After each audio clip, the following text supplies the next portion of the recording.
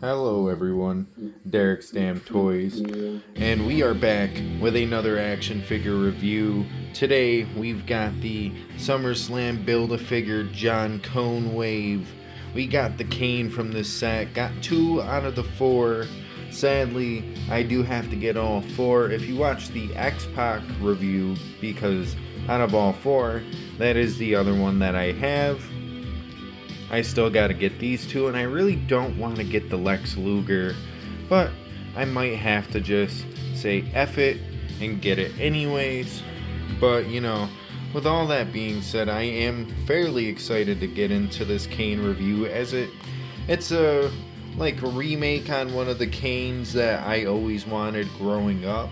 So I'm fairly excited to actually break this open, get into it, and hopefully it doesn't have any lower leg problems.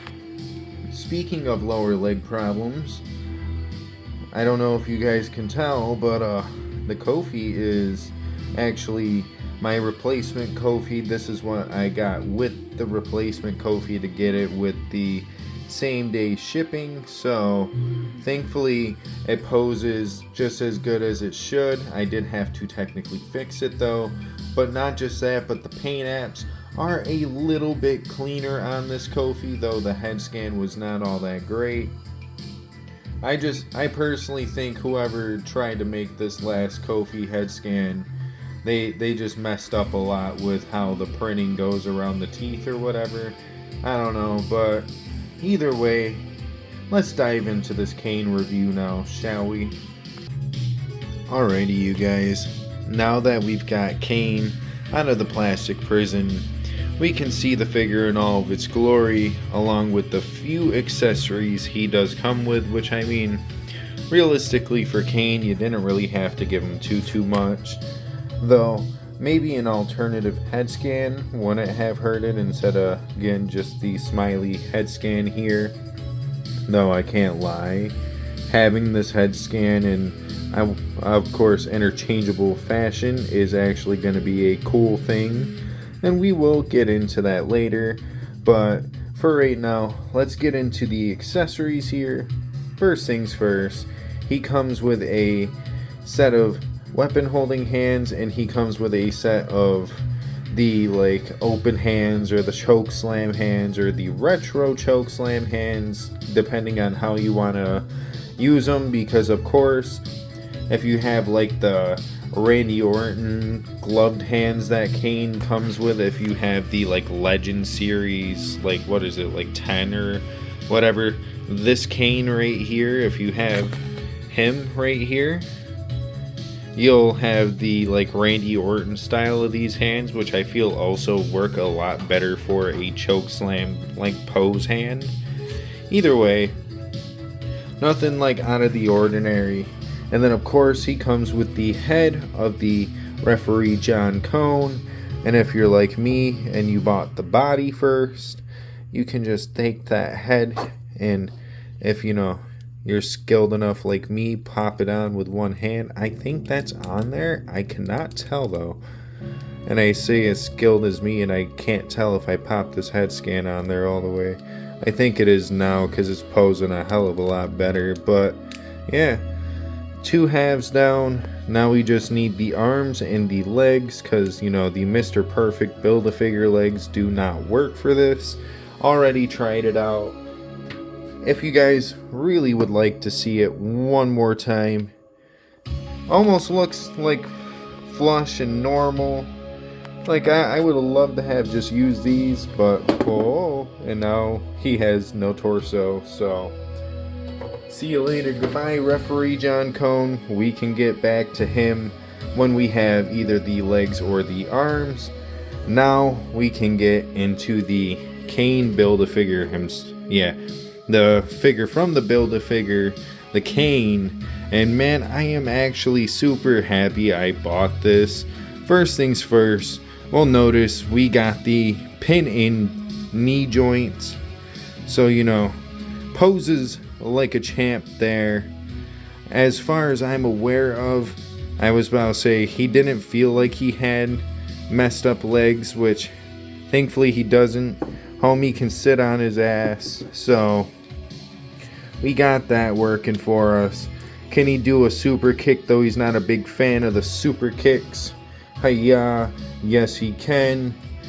And yeah, this Kane is already just posing like a champ. And it reminds me a lot of that first Kane Elite. Maybe not the first one, but one of the first ones where he had a similar attire, maybe a little bit different than this. I'm not exactly too sure. And I probably won't edit it into the post-edit, but it's like, I think the Elite Series 10 Kane, or maybe a little bit earlier than that. The one a little bit before he had the Money in the Bank briefcase Elite. Anyway, it's like having that figure, but with the updated articulation for the double jointed arms. Because of course, yes, he does have the double jointed arms, though the elbow pads do kind of hinder that articulation a little bit. I'm not gonna lie here, but you can see the double jointed arm underneath the elbow pad, as long as, you know, it wants to work. Of course, he's got the wrist articulation, the bicep articulation. He's got the waist articulation, which is like buttery smooth. Ab crunch is nice. And he can, oh, well, maybe his head is going to have a bit of an issue posing, because it looks like trying to pose his head down is kind of a problem here. So I don't know, maybe there's a little bit of plastic that has to be removed out of the head scan. But yeah, as far as it goes, this Kane is feeling pretty fine in hand. And why don't we get into some Kane comparisons, as we did have a Kane or two set up here at ringside, as you can see. So let's get these bad boys in the ring. Alrighty, you guys. Now that we have all three of them set up in the ring, I kind of do have what I was talking about earlier set up right here in the middle. We've got the new Kane head scan, or well, the remastered Kane head scan, as we can say, on this Ruthless Aggression era Kane before he went to this look. He had this look somewhat, sometimes I want to say like the attire itself would look a tad bit different. He would always wear this mask, though I just threw it on this body for right now because why not. But I would love to use like this version of Kane in the Fed, because I always thought when he unmasked and still was wearing the full body singlet, this was like his peak era. Of course, him transitioning to just the tights, like, it didn't hurt at all. I just prefer this look personally. This look is still pretty, like, damn great though. This is still a fairly terrifying era of Kane. But yeah, you know, with all that being said, let's swap the heads back real quick. Alrighty, you guys. Now that we have the Kane heads on the original bodies, I would like to just kind of say that I do love how my custom Kane here, well, not custom, more or less just a fix-up is here. We've got the like 2014 look where he came back with the fruit roll-up red mask, but instead of having the big weird glove, I replaced it for one of these styles of gloves that the other two Kanes are wearing. I put the like MMA gauntlet piece here, and yeah, I just think this is an absolutely phenomenal piece here. Technically, I do also have another Kane which kind of replicates this Kane, I think. Like, I want to say it was the ringside exclusive Kane from back in the day. I can't exactly remember, but I did technically have to fix my Eric Rowan when I got it back in the day, and that's what that is now, is technically a older Kane Elite with the Eric Rowan head and all that kind of shit swapped onto it. Maybe one of these days you'll get to see it. Maybe it could be happening soon. Who knows with me? But with all that being said, which one of these Kanes is my favorite, at least I'm gonna throw it out there. I still gotta go with this one being my favorite, but honestly, if this one came with like a second head scan, would have blown everything out of proportion. I would have to pick this one. Like, say it came with this head scan, but like re-updated with the true effects and made interchangeable like that one. Man, it would have been like a very perfect early era Kane, but it doesn't really come with any other accessories except for interchangeable hands and the head scan. And while I understand why, but in the same breath, I wish it did come with a little bit more at least. But, with all that being said, what would I have to rate this on a scale of 1 to 10?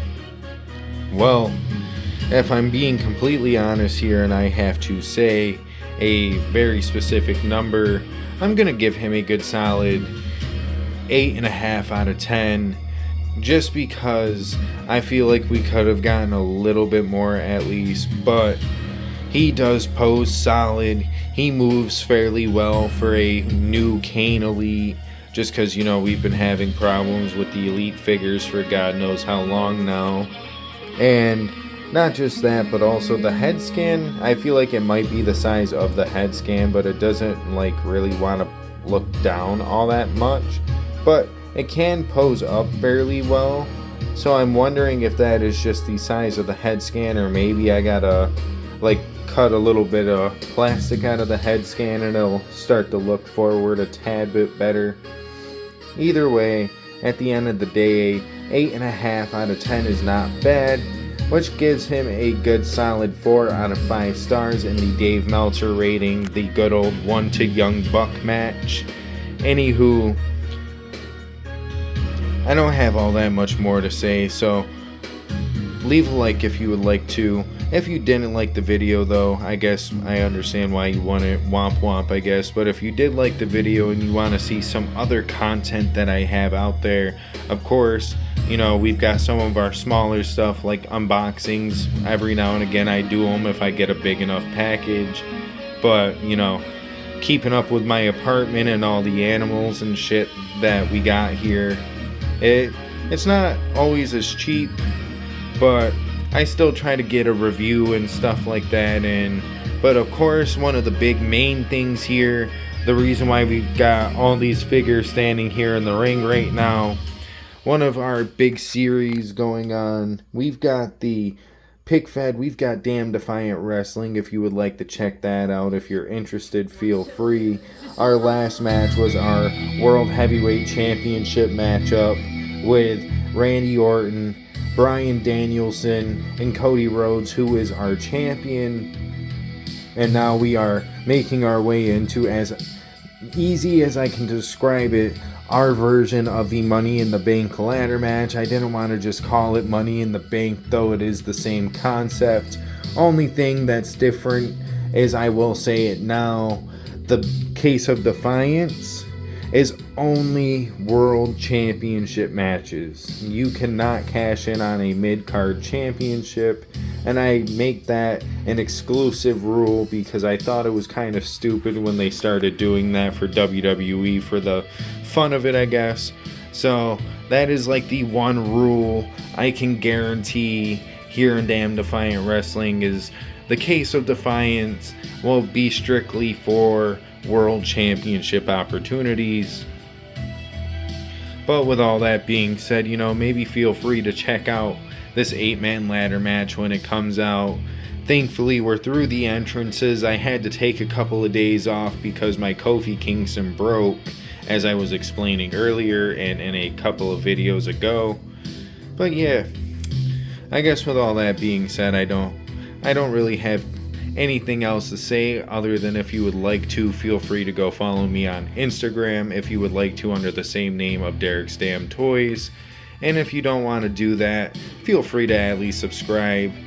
It is free after all, and I think we are on the road to 350 now? I can't exactly remember the total here. I'm gonna look it up real quick as I have my phone. We are at 323 subscribers as of recording right now. And well, yeah, with all that being said, the road to 350 is soon rather approaching, and who knows, maybe we can hit that number goal before Valentine's Day, which would be a fairly interesting Valentine's Day surprise for me, I guess you could say, from the viewers watching at home. Not saying that, we have to make it weird or whatever, because the Valentine's holiday is, of course, for couples mainly. Anywho, I guess we can sign off now, so have a good rest of your day, night, evening, whatever the case may be. I don't know, because I'm not in your time zone, but if I were, would it be any better than mine? Who knows? But on that note, deuces, ooses, yeet.